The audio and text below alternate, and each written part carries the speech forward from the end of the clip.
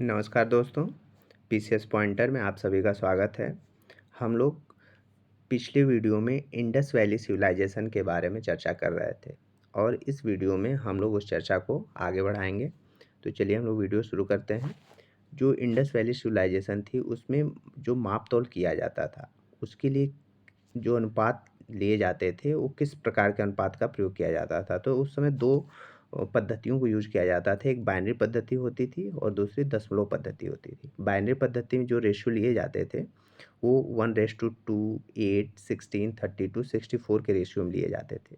और जो दशमलव पद्धति होती थी इसमें 16, 64, 160, 320 और 640 का इस प्रकार के अनुपात में उस समय माप-तोल किए जाते थे। जो मुहरें उस समय की बनती थी उसके निर्माण का जो प्रमुख केंद्र था वो चन्हुदड़ो था। जो हड़प्पा सभ्यता थी उस समय की जो मुहर निर्माण का जो प्रमुख केंद्र था वो कहाँ से कौन था तो चन्हुदड़ो था।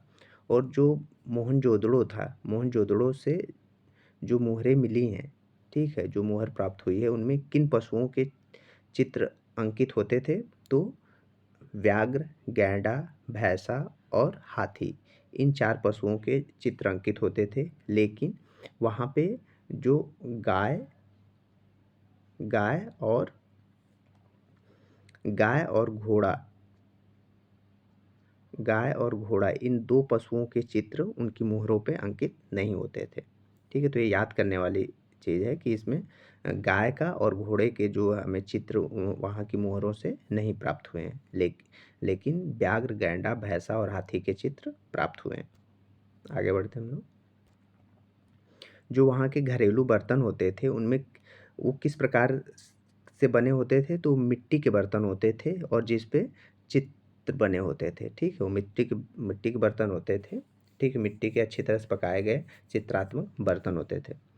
जो चित्रित धूसर पात्र परंपरा के जो अवशेष कहाँ से प्राप्त हुए हैं तो भगवानपुरा एक स्थल है परवर्ती हड़प्पा काल का, वहाँ से चित्रित धूसर पात्र परंपरा के अवशेष प्राप्त हुए हैं। जो लिपि की जानकारी हमें कैसे प्राप्त होती है हड़प्पा सभ्यता के तो वहाँ की जो मुहरें होती थी उनसे हमें वहाँ की लिपि की जानकारी प्राप्त होती है। मिट्टी की प्राचीन कालीन 274 जो मुहरें कहाँ से प्राप्त हुई हैं तो गनेरी वाला से। गनेरी वाला जो सैंदो स्थल है वहाँ से हमें 274 मुहरें प्राप्त हुई हैं। ताम्र रथ का साक्ष्य ताम्र रथ का साक्ष्य कहाँ से प्राप्त हुआ है तो ये दैमाबाद। दैमाबाद कहाँ पे स्थल है तो ये महाराष्ट्र में है। ठीक है, महाराष्ट्र में स्थल है दैमाबाद, वहाँ से प्राप्त हुआ है ताम्र रथ। मुहरें सर्वाधिक प्रचलित थी तो कहाँ की किस प्रकार की मुहरें सर्वाधिक प्रचलित थी तो चौकोर यानी वर्गाकार यानी इस प्रकार की कुछ मुहरें बनती थी, ये सबसे ज़्यादा प्रचलित थी। पक्की मिट्टी के पैमाने का जो साक्ष्य कहाँ से मिला है तो कालीबंगा से मिला है। ठीक है, पक्की मिट्टी के पैमाने का साक्ष्य कालीबंगा से मिला है और कालीबंगा कहाँ पे स्थित था तो ये राजस्थान में स्थित स्थल है। ठीक है, राजस्थान में स्थित स्थल है। पक्की मिट्टी की मूर्तियों का निर्माण किस विधि से किया जाता था वो चिकोटी विधि होती थी। चिकोटी पद्धति से पक्की मिट्टी के मूर्तियों का निर्माण किया जाता था। जो भारतीय टेराकोटा है, टेराकोटा का मतलब क्या है कि जो मिट्टी के बर्तन मिट्टी के जो भी खिलौने व बर्तन बनते थे उनको अच्छी तरीके से पकाया गया होता था, उसको टेराकोटा बोलते थे। तो ये क्यों प्रसिद्ध थे क्योंकि ये भारतीय संस्कृति और जीवन के बारे में संपूर्ण जानकारी प्रदान करते हैं। जो भी टेराकोटा बनता है वो भारतीय संस्कृति और भारतीय जीवन के लोग भारतीय जीवन जो है जिस प्रकार से लोग जीते हैं उसके बारे में संपूर्ण जानकारी ये प्रदान करता है। मुद्राओं सर्वाधिक प्रचलित जो मुद्रा कौन सी है तो वो एक श्रृंगी यानी यूनिकॉर्न जो होती थी, इनके चित्र यूनिकॉर्न वाले जो चित्र होते थे वो सबसे ज़्यादा मुहरों पे बने होते थे। प्राचीनतम नमूना जो मिला है संधो लिपि का वो कब प्राप्त हुआ था तो 1853 से प्राचीनतम नमूना प्राप्त हुआ था सैंधो लिपि का। और हड़प्पा लिपि की खोज जो हुई थी ये 1853 में, वही सेम चीज़ है कि हड़प्पा लिपि कब खोज हुई थी तो 1853 में की गई थी। और हड़प्पाई लिपि कैसी थी सॉरी, चित्रात्मक थी यानी जो वो चित्रों के फॉर्म में वो कुछ लिखा गया है। ठीक है, जो अब तक हड़प्पा लिपि से जो जो हमें लिपि प्राप्त हुई है हड़प्पा स्थलों से उस अक्षर समूह लगभग कितने अक्षर समूह हैं, तो 250 से 400 तक अक्षर समूह में प्राप्त हुए हैं अब तक। हड़प्पन लिपि के जो नमूने प्राप्त हुए हैं वो कहाँ से? मृदभांडों से प्राप्त हुए हैं, ठीक है। और कुछ मुहरों से तो प्राप्त हुए हैं, उसके अलावा हमें मृदभांडों से भी कुछ लिपि के साक्ष्य प्राप्त हुए हैं। जो सिंधु लिपि थी वो बाएं से दाएं पढ़ने तथा उसे तमिल भाषा में परिवर्तित करने वाले जो विद्वान थे वो कौन थे? रेवरेंड हैरस थे। इन्होंने जो सिंधु लिपि थी उसको बाएं से दाएं पढ़ने और तमिल भाषा में उसे परिवर्तित करने का प्रयास किया था, रेवरेंड हैरिस ने। जो मनके बनाने वाली फैक्ट्री थी वो हड़प्पन स्थल में पाई गई। कहाँ कहाँ से पाई गई है? तो बनावली जो कि हरियाणा में स्थित है और लोथल जो कि गुजरात में। इन 2 स्थलों से मनके बनाने की फैक्ट्री प्राप्त हुई हैं। जो मृण मूर्तियाँ बनती थी उनके क्या विषय होते थे? किन विषयों पे ये मृण मूर्तियाँ बनाई जाती थी? तो एक तो खिलौने के रूप बनाए जाते थे, पूजार्पित पशु के और मानव आकृतियों के रूप में मृण मूर्तियाँ बनाई जाती थी। हड़प्पा जो सभ्यता थी वहाँ की आर्थिक और सामाजिक जीवन के बारे में बात कर लें हम लोग, तो भारत में जो मूर्ति पूजा का आरंभ कब से माना जाता है? तो पूर्व आर्य यानी कि सैंधव सभ्यता से ही माना जाता है कि भारत में मूर्ति पूजा आरंभ हो गई थी। और जो सिंधु सभ्यता के लोग किस देवता में विश्वास करते थे? तो मातृ देवी की पूजा करते थे और इसमें वो लोग विश्वास करते थे। और वहाँ के लोग सिंधु सभ्यता के लोग पूजा करते थे किसे? पशुपति की पूजा करते थे। आगे बढ़ते हैं हम लोग।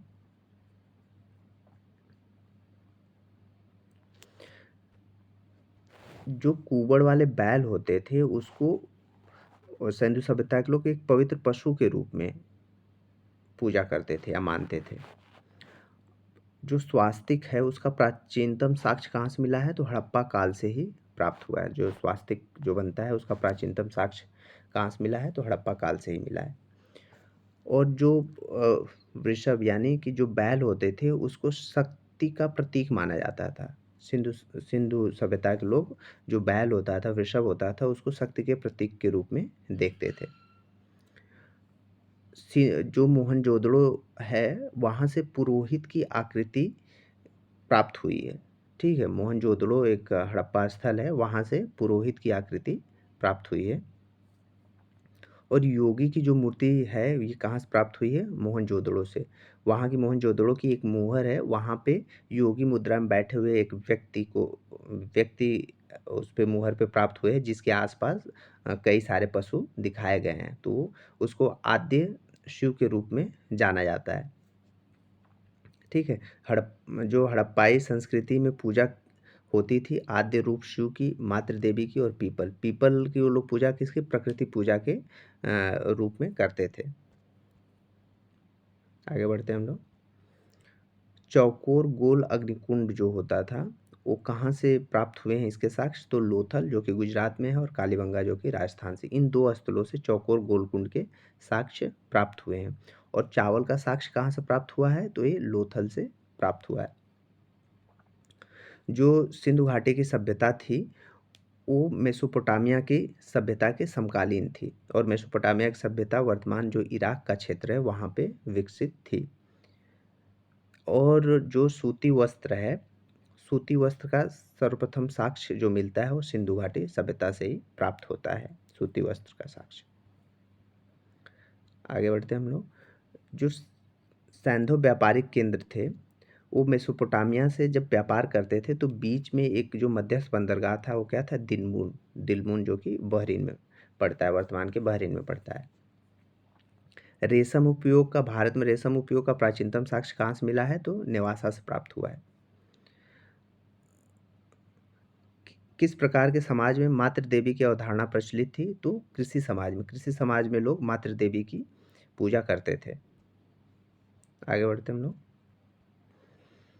हड़प्पा सभ्यता के लोग धातु और कीमती नग को आयात करते थे। वो लोग किस चीज़ का आयात करते थे? तो धातु मंगाते थे, जैसे कि अफगानिस्तान से बहुत सारे धातु मंगाए गए हैं और कीमती नग, ये 2 चीज़ों का वो लोग आयात करते थे। सोरठगढ़ी जो कि अफगानिस्तान में एक स्थल है और यह एक व्यापारिक बंदरगाह के रूप में भी जाना जाता था। ठीक है, सोर्तघई, जो कि अफ़गानिस्तान में स्थित है और ये एक व्यापारिक बंदरगाह के रूप में भी जाना जाता था। बालाकोट और लोथल सीप उद्योग के लिए भी प्रसिद्ध थे। ये हड़प्पाई दोनों स्थल है, बालाकोट और लोथल, और ये सीप उद्योग है उसके लिए भी ये प्रसिद्ध थे। मनका निर्माण और मुहर निर्माण के लिए चन्हुदड़ो प्रसिद्ध स्थल था। चन्हुदड़ो से मन का निर्माण भी होता था और मुहर के भी निर्माण होते थे। और जो महत्वपूर्ण बंदरगाह गुजरात के तट पर स्थित हैं वो कौन से? लोथल और मुंद्रा, ये दो बंदरगाह प्रसिद्ध थे गुजरात की तट पर। फलों का उनको ज्ञान था। हड़प्पा सभ्यता के लोगों को तरबूज, खरबूज, नींबू और अनार, इन फलों का उन्हें ज्ञान था। जो सिंधु सभ्यता थी, अपने समकालीन जो सभ्यताएं थी उनमें एक विशेष स्थान रखती थी, क्योंकि जो सिंधु घाटी की सभ्यता थी वो एक नगरीय सभ्यता थी। नगरीय जीवन वहाँ पे लोग व्यतीत करते थे। सिंधु सिंधु घाटी सभ्यता के लोग किन चीज़ों का निर्यात करते थे? ठीक, वो निर्यात किन चीज़ों का करते थे? तो काली लकड़ी, हाथी दाँत और सोने का ये लोग निर्यात करते थे। और मेलुहा, जो मेसोपोटामिया की सभ्यता थी उसमें मेलुहा शब्द का प्रयोग किया गया है हड़प्पा सभ्यता के लिए। हड़प्पा सभ्यता के किस स्थल से फारस की खाड़ी की मुद्रा का उत्खनन से प्राप्त हुआ है? तो लोथल से प्राप्त हुआ है। ठीक है, आगे बढ़ते हैं हम लोग।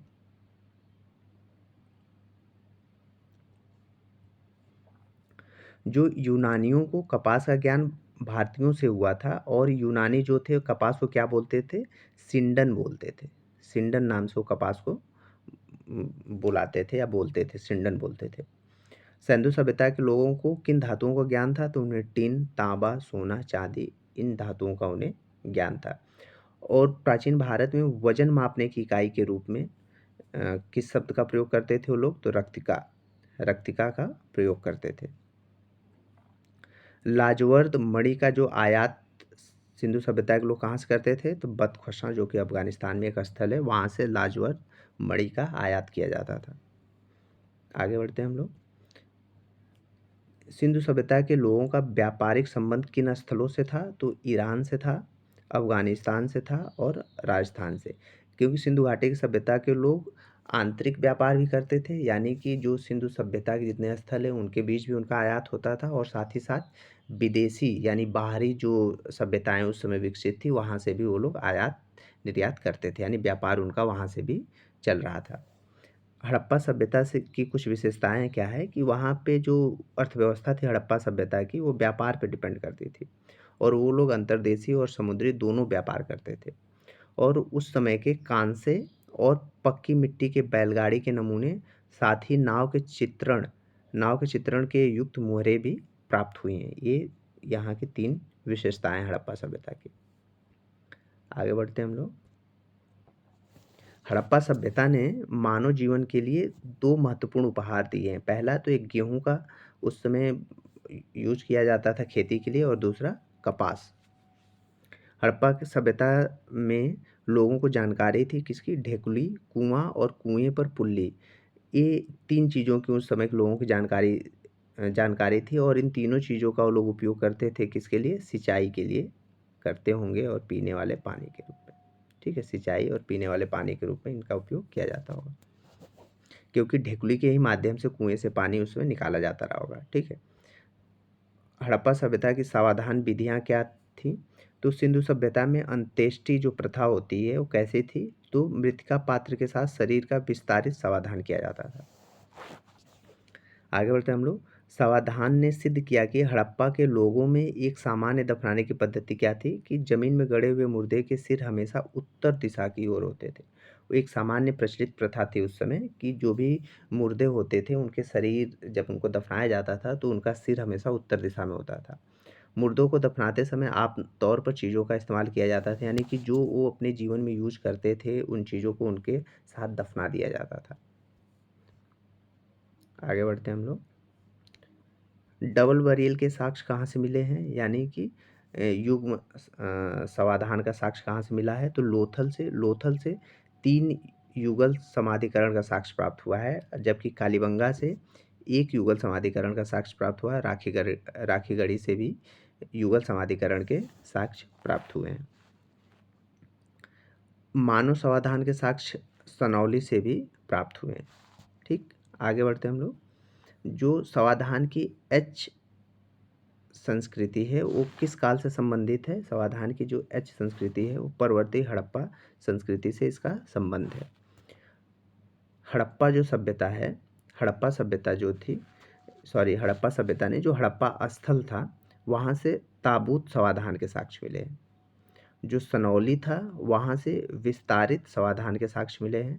लोथल जो स्थल था यहाँ से संयुक्त समाधान के साक्ष्य प्राप्त हुए हैं। और मोहनजोदड़ो से क्या कौन से साक्ष्य मिले हैं? तो कलश समाधान के साक्ष्य प्राप्त हुए हैं। ये जो 4 स्थल दिए हुए हैं और इसके जो समाधान के टाइप है इंपॉर्टेंट है, मैचिंग के लिए ऐसे ही क्वेश्चन आते हैं। आगे बढ़ते हैं हम लोग।